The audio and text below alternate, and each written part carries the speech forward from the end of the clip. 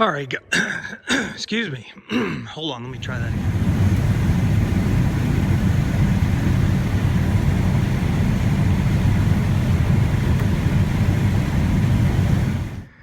All right, so just a quick summary. 685 is ready to go. I got the batteries in, serviced. Took it for a test drive yesterday. Everything is all good there. We're ready. This is my sprayer tractors. Everybody knows, gets the most hours out of anything here on the farm.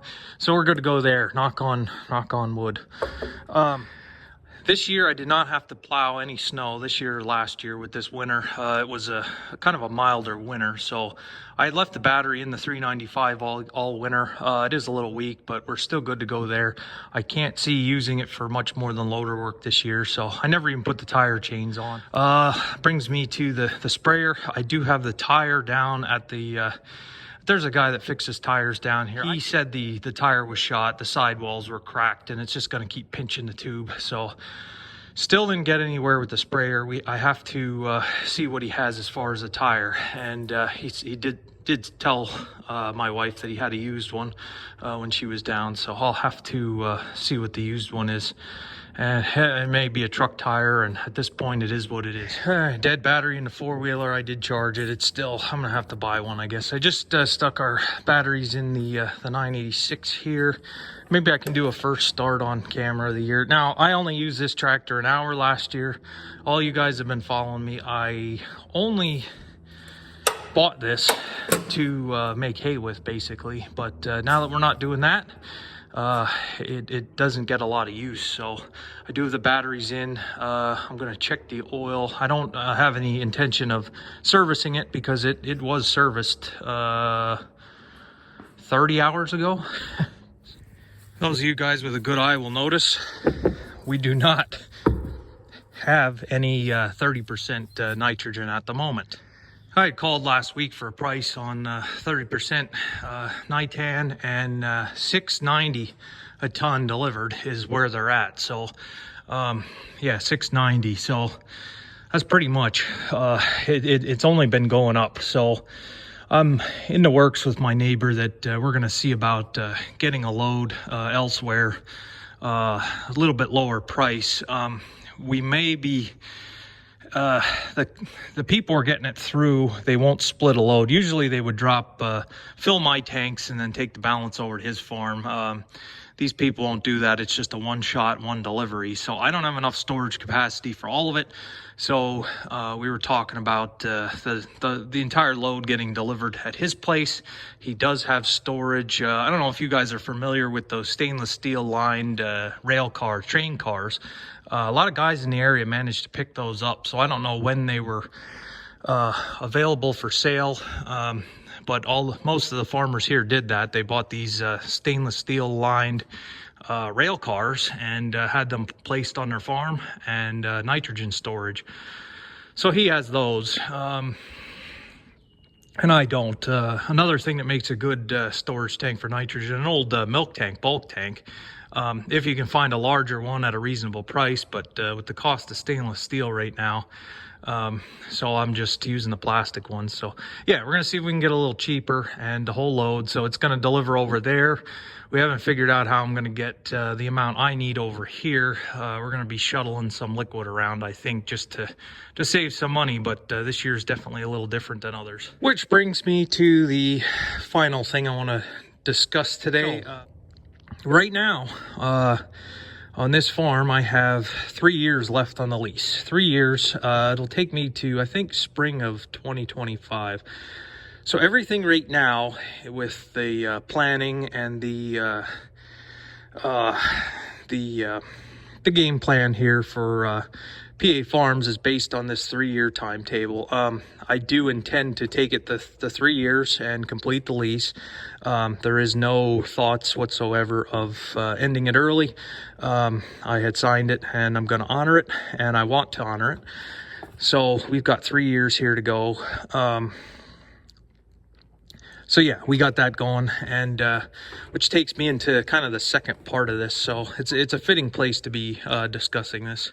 All right, so one thing I like to do whenever I need advice, or if ever I'm just kind of looking for some ideas or thoughts, I like to talk to some of the old-time farmers, guys who are in their late 70s, 80s, guys who've been around a long time. They've seen it all. I'm not the type of person that thinks that my situation is unique in any way. The agriculture is a very old industry.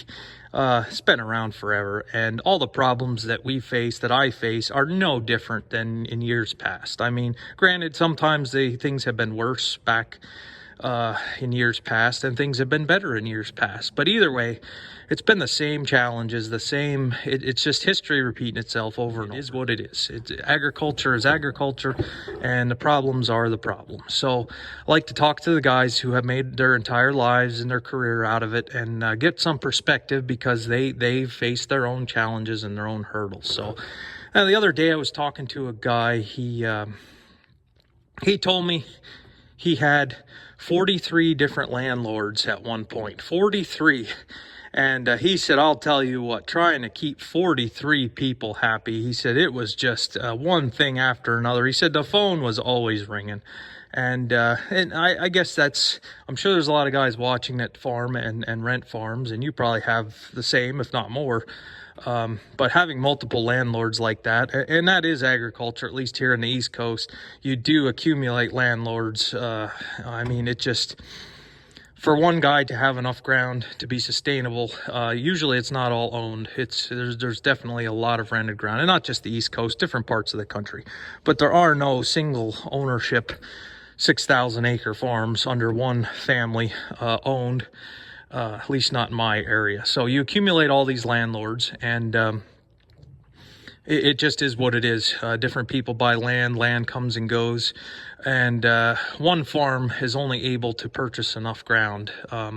There's just like a ceiling for everybody. I mean, some guys can get a little more than others, but with the land prices right now, that's probably going to be less the case, because there's a lot less distinction, it seems, between agricultural land and just land that people are trying to get $30,000 an acre for.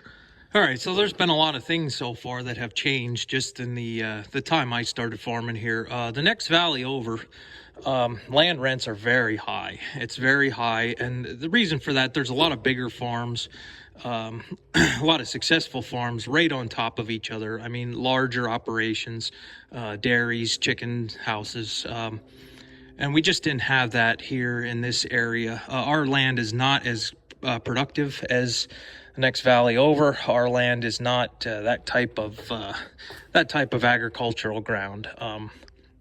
It's a little rougher here, definitely a lot rougher. But what has happened is a lot of these guys competing at these high rent rates in the other valley. To make a long story short, they're starting to spill over into this valley. They're coming over the mountain, and I think some of them have even bought land in this area. So I think a lot of those guys are looking to expand, and they're willing to cross a mountain now to get a little bit lower land rent. So the pressure, I think, for a lot of people now in this area is we're competing with people that are used to paying higher dollars, and I think that's putting the pressure. Putting the pressure on a lot of people in this area, and people from further down in the valley, where the ground is a lot better. That people are looking to expand.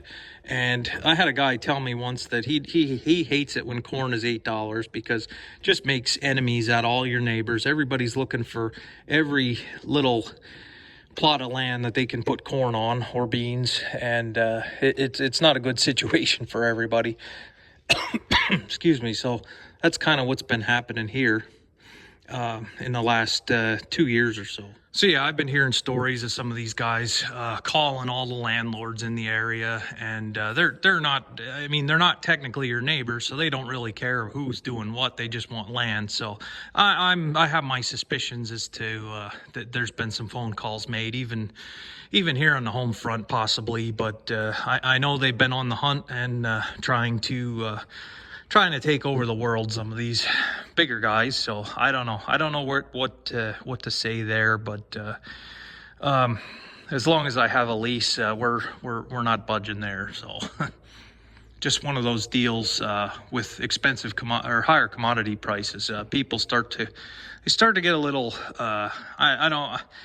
Greedy, I don't want to say, ambitious. And it doesn't matter who they take out along the way. So we don't really, I don't want to say we have that here with like the neighbors here. Everybody kind of respects each other to a point, I think. But with all that being said, we're keeping this right now to a 3-year plan because this pressure is only going to get worse. And you just get the feeling that this issue is going to come up again down the road once the lease is up, possibly. When you have guys offering probably twice, 3 times what you're paying, it's definitely going to become an issue. So I'm not sure a situation like that might be the end of PA Farms here. I don't know at this point. We're just sticking with the 3 years for now. So that brings me to the final thing here, which kind of has me thinking here. All right, so I usually don't talk about stuff like this. It's really, I try to keep my business to myself as far as things that are going on, but I'm just kind of to the point where I don't really care anymore. All right, so this field here, it's 4.68 acres. It is wet. This is the one with the tile. I had my landlord call me and ask if I would be willing to give up this field. He has a guy that wants to raise cattle here, and he wants him to put cattle here. And which I had thoughts of putting cattle here, but I think I did a video a while back about why I won't raise cattle as a tenant. It's different if you own the place. Cattle are very hard on property and buildings and the whole 9 yards. You guys that have cattle know that.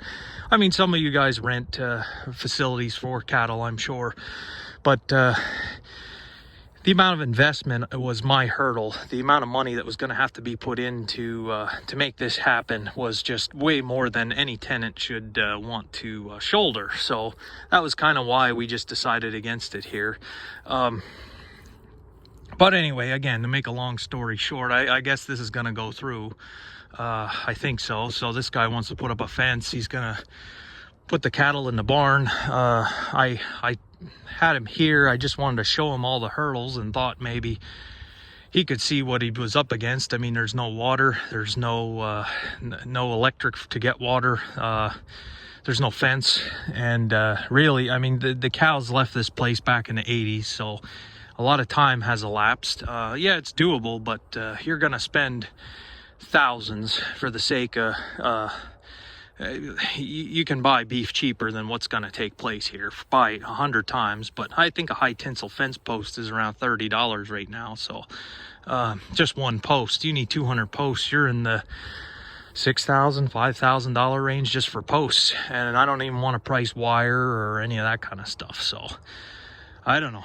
So the shop is staying in the shop. This is the only place I have to park equipment. I guess he's going to put them down in the barn where the dairy cows were or whatever. Anyway, I was totally against it. But like I say, with 3 years left on the clock, I'm not really looking to make weight. I have enough going on right now that I don't need to have a fight with this or a fight with that. I mean, whatever. I guess it is what it is. And I guess this guy wanted to buy hay from me, and I said, I'm not making hay. You're going to have to buy hay. Wants to do all grass fed, so no grain. And which is fine. Grass fed beef is fine, but takes a lot of grass and a lot of hay. And hay prices aren't real cheap right now. And I'm not bailing any. Just for time wise, but yeah, I thought I had some hurdles to overcome just by crop farming, but I'll tell you what, just for the amount of investment that is going to be needed for basically a hobby, I don't know. I'm not, and don't get me wrong, I'm not here to make enemies or badmouth anybody. It's a lot of guys, it's been my experience, a lot of non-farmers get the farming itch, and all you farmers know what I'm talking about. The people want to raise chickens to save money on eggs. They want to, it's the homesteader movement, and well, we're going to raise our own because then we know what's in it. And I understand that, I get it, but I don't know. It's a tough road for a non-farmer. Because one thing with agriculture, as old of an industry as it is very unforgiving. And a lot of you guys that farm know that. So anyway, so we're on, like I said, back, just to summarize what I'm getting at here. We're basically, we got 3 years left, and I intend to make the most out of the 3 years. I can't say what's going to happen after that. It's kind of turning into a rockier existence. And I'm thinking some of it's probably the pressure from some of these guys trying to cut throat and that kind of stuff.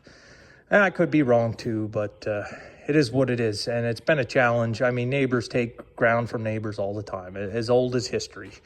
So we'll see, and we're gonna stay here and keep documenting our small business here, and we'll go from there, guys. All right, so this video is probably long enough. Thank you guys for watching. I appreciate it, and I'll catch you on the next one. Hopefully I'm spraying by then.